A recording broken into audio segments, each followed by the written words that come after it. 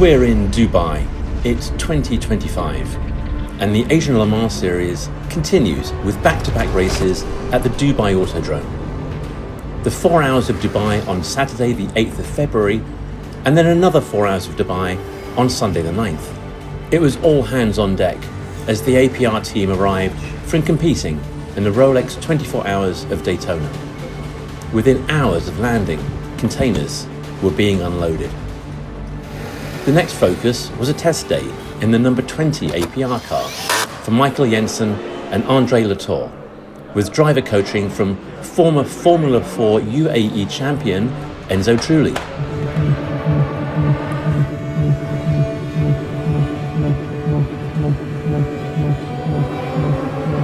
There was no rest for this crew after the test day.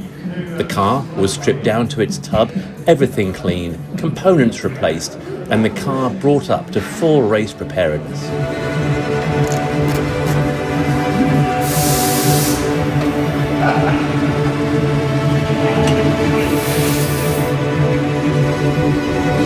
And then the crew for the number 25 car arrived, and APR moved into its assigned garages for the race weekend. The garages were buzzing with activity.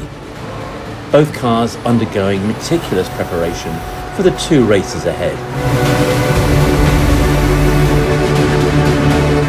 The APR team wants to add a record 5th Asian Le Mans Series win to its history, and with it, a ticket to the 24 Hours of Le Mans in June. But they have to win the championship first. The 20 car is driven by Crichton Lendudis, Oliver Caldwell, and Alex Quinn, a strong driver lineup with extensive F2, F3, and F4 single-seater experience. The 25 car is driven by Michael Jensen, who was the ELMS LMP3 champion in 2024. He's driving alongside Valerio Rinicella and Motta Jakobsen, another strong driver combination with world-class endurance racing and F4 single-seater success.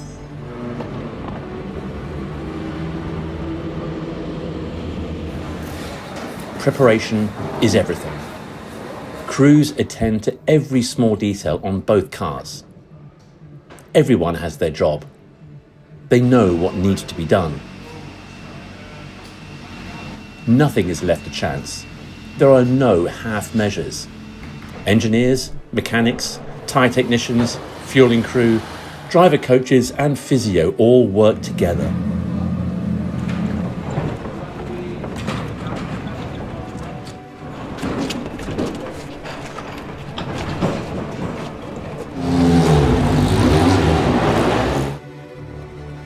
In free practice 1, it's Ollie Caldwell in the 20 car who puts in the fastest time, but the competition is just tenths of seconds behind. Rules state that qualifying must be completed by the bronze drivers on the team. Michael Jensen puts the 25 car into P8 on the grid, and Crichton Lendudis starts from P10. These grid positions apply to both 4-hour races in Dubai. As it turned out, Crichton was directly behind Michael as the race started. They swapped positions a few times in the opening laps. Then it settled into the 25 car leading the way through the field, with the 20 car lined up behind. As Valerio Rinicella and Oliver Caldwell prepared for their stints, a GT car hit a barrier. He's been off to the inside. He's lost it to the inside and smacked the wall. It's that legality panel is not from the same incident. The race was red flagged. The team needed to be sure of the opportunities that this offered. Options were discussed, dismissed, or confirmed. And a plan was agreed as soon as the race went green and the pit lane reopened. Both cars entered a crowded, dusty pit lane. So many things could have gone wrong, but the crew worked like clockwork, changing drivers and tyres and refueling. It was tight, busy and hot.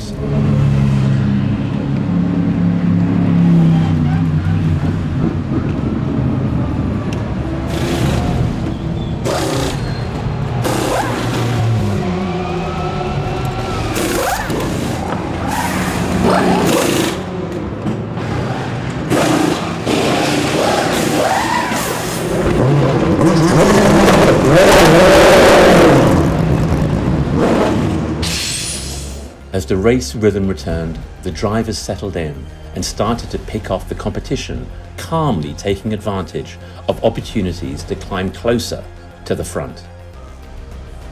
As the final stint approached, both cars had come a long way from their P8 and P10 starting positions. The 25 car was battling for the lead in P2, and the 20 car had a podium in sight.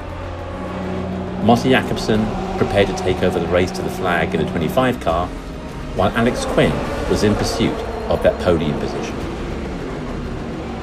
As the final driver changes occurred, nothing was certain, but the team felt good decisions had been made. Now can they bring it home?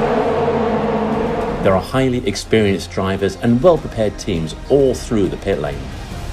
And yet APR quietly got on with the job of putting other teams under pressure and taking yet another place towards a win. At the checkered flag, the missions had been accomplished, with the 25 car starting P8 and finishing P1, and the 20 car starting P10 and finishing P3. That's back-to-back wins, counting the Sepang win back in December. And with another 4-hour race scheduled for the next day, crews got straight to work. Sunday, Dubai Autodrome. We're back. The APR crew worked late into the night, bringing their 2 cars back up to full race preparedness after their win and P3 result yesterday. The team celebrated, but they know that the job is not done. The championship remains up for grabs, along with that coveted entry to the 24 Hours of Le Mans. Today, the cars start in the same positions as the first race. Car 25 starts P8 and car 20 starts P10. No changes were made to the winning car 25 since yesterday. By contrast, car 20 has had a number of adjustments based on feedback by the drivers and direction from Jeff Bailous, the car's engineer. At the race start, the 2 APR cars found themselves battling with the number 30 RD entry, which also won the first race in the series back in Sepang.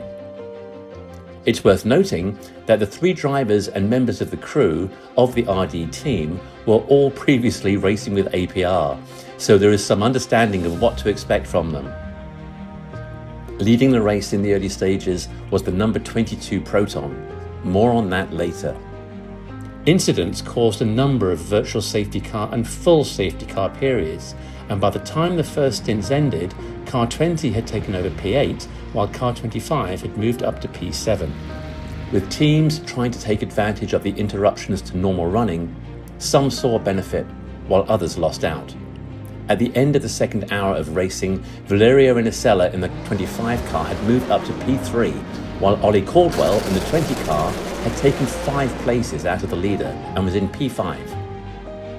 But a competitor collided with the 25 car, causing damage to the front right dive plane.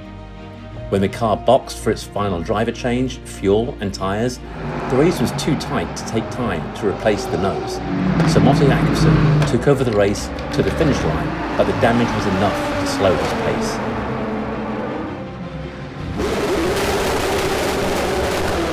Alex Quinn in the 20 car had no such problems and came into his stint with everything to play for.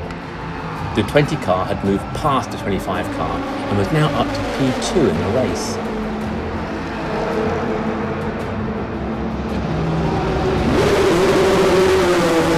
An intense battle with the number 22 Proton looked like it would end with Alex securing that second place.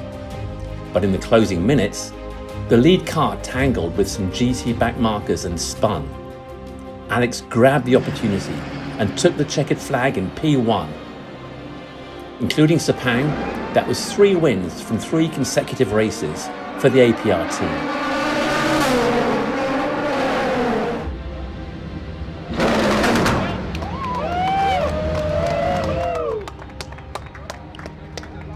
Over the years, the ALMS field has become increasingly competitive, with teams participating as a prelude to the 2025 European Le Mans Series season.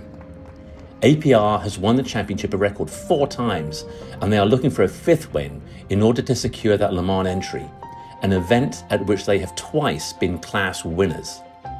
The team needs to continue their run of strong results going into the final 2 rounds at Yas Marina. Will they do it?